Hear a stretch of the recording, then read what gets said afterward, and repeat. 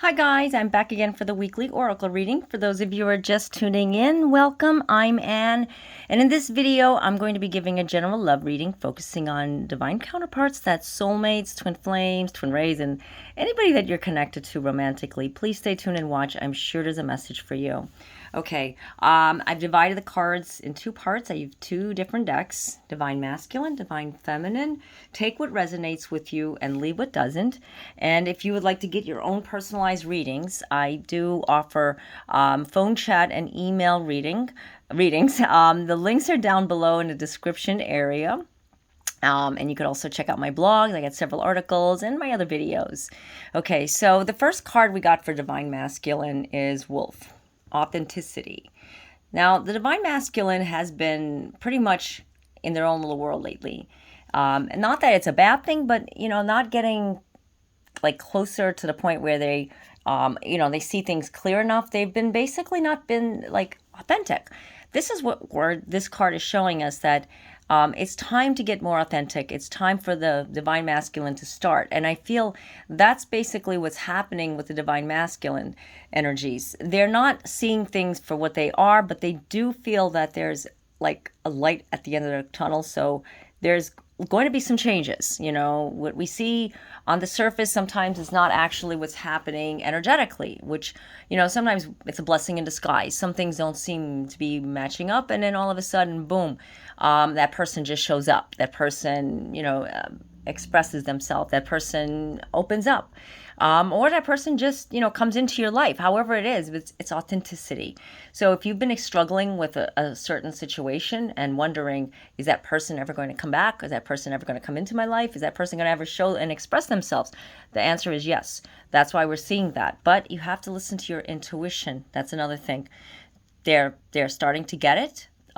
They're starting to feel something. Divine masculine hasn't been listening to what their heart's been saying, and it's been a tailspin. Yeah, it's been going in circles.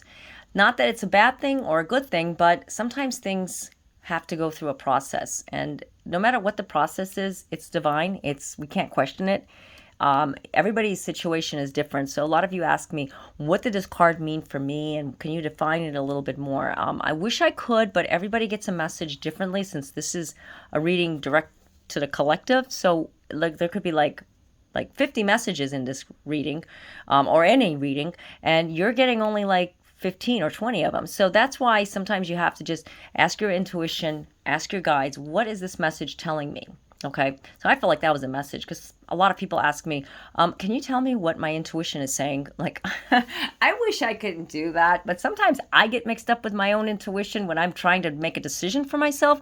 This is why I get a reading from somebody that is not close to me. I don't get a personal friend because I do have family and I do have friends that do this as well. And sometimes I get too close to some of the people that I've been reading with for years, and they become personal friends, so I can't get read by them because it inhibits the energy from coming out to when you go to like I'm not saying a total stranger, but somebody that you trust, that that you've been like acquainted with, because I know a lot of people, so like I'm sure you do too, and online there's a lot of people as well, so you have to feel comfortable. Okay, so listening to your intuition, guys, I go through it too for myself. Myself is always, I'm emotional, you're emotional, so you have to follow what your intuition is saying. Okay, Swan, beauty. Look at the beauty. That's basically what divine masculine is doing. Looking at the beauty and appreciating its worth, at the same time to ground yourself. When you ground yourself, yeah, it feels a lot better. It does feel a lot more like things make a lot more sense, and you're not being like tapped into the corner, so to speak. You're opening up. You're beautiful. You are beautiful. Yes, you are. You are beautiful. You have to just say it. I am beautiful. You have to just look in the mirror and say you're beautiful. Sometimes we look at a mirror, we don't like what we look at. It's not because we're not physically beautiful. It's because we're not seeing that glow that we did before, because we're not feeling beautiful. Happens to all of us, happens to me, happens to everyone. We're not perfect, but you have to just pay attention to that. And this is a time for self-care. This is a time we need to take care of ourselves. With everything going on, we are pushing for like a new beginning, a change in this world. And I believe it's going to happen very soon. I really do. And that's why you have to be prepared. If we're all, feeling negative, looking at the glass half empty, how does anything look beautiful anymore? This world is a beautiful place if we look at it that way. We can't look at things downgraded or spiraling down, in a sense, for ourselves, because we end up, living it. Divine feminines. Shark. Ooh, pretty. Purpose. That's a purpose that, you're finding what you need to do. When you find that true purpose, guess what happens? You open up so many new doors and rebirth. You ask, what is rebirth meaning? You're born again. You're reborn into this world. I know, like, there's a Christian way of reborn, and there's a, like an awakening reborn. It's how you feel about it right now. That's what experience rebirth is about. It's not about, one way. Like I said, these meanings, come from the divine, and they're given to you from me. Given to me to give to you. So you take what resonates with you. So however rebirth is, I find it to be a new beginning. I find it to be something changing, something evolving. And you know what, maybe sometimes it doesn't feel like it's going as quick and fast as we want it to go, that we end up feeling like things are falling.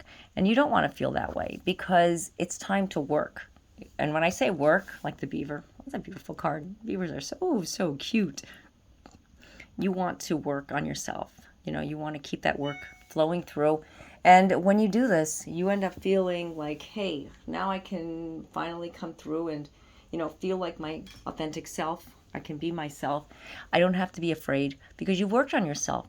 So it's important right now to have that purpose, experience rebirth, working on yourself. And what does that card say? You see it. Relieve anxiety. A lot of anxiety lately, guys. I've been hearing it.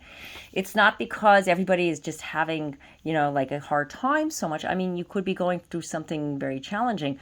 But if you're not doing these other things that I just mentioned, yeah, you are going to feel the anxiety of it. And you know what? Nobody can tell you what to do. Not even me. I'm not here to tell you what to do. I don't like to be told what to do. I like to be advised. I get readings too. But because we all have like a sense of ego, we don't like to be pinned down. Even when we go to the doctor, sometimes we get advised what we're supposed to take, what we're supposed to do. We listen.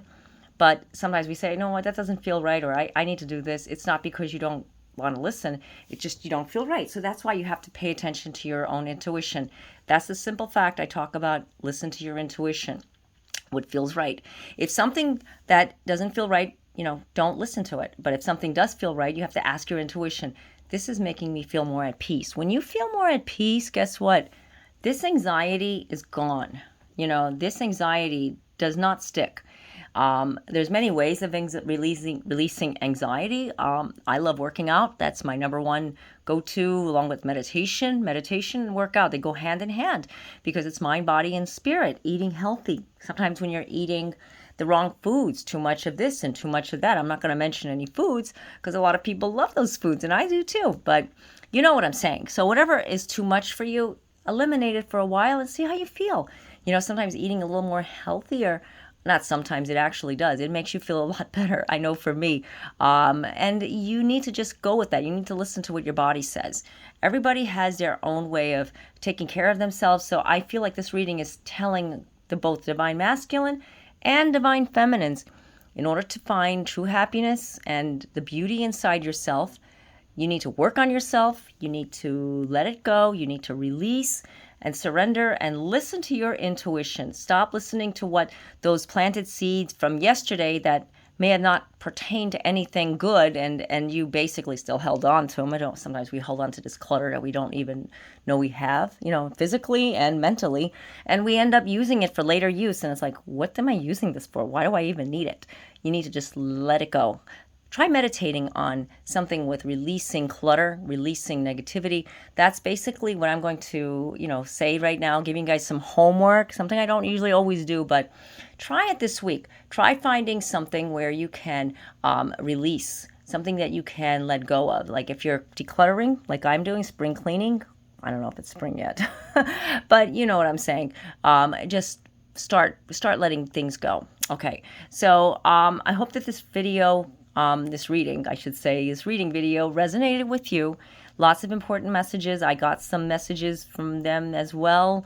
If you'd like to get personalized reading for done by me, I do offer phone chat and email readings. The links are in the description area.